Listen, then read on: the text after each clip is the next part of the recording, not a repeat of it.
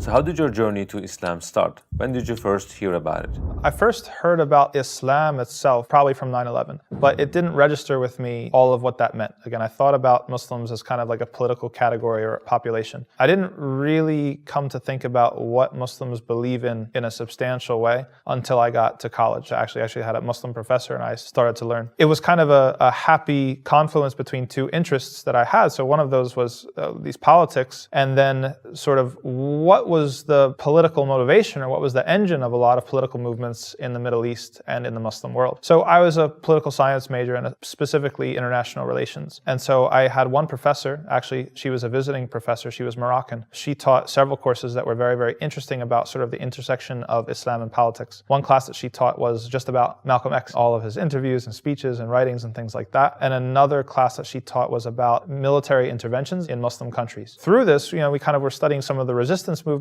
historically that have happened. I kind of, for the first time, saw that, okay, what was motivating these people? Because if you're from the West, if you're maybe an American, you think that everybody just believes in freedom and liberty and these sorts of democracy, right? These sorts of political ideals that we imagine are universal. And then it's kind of a big shock when you see that some people are saying, well, we want to live in an Islamic society, or we don't like, this intervention and Allah said this in the Quran, or there's a hadith, the Prophet Muhammad ﷺ said this, and they're using that as like, wait a second, you guys can't come and invade us or, bomb us or kill us, or we're bound or we're duty bound to resist. And so that really messed with me and that kind of shocked me, to be honest.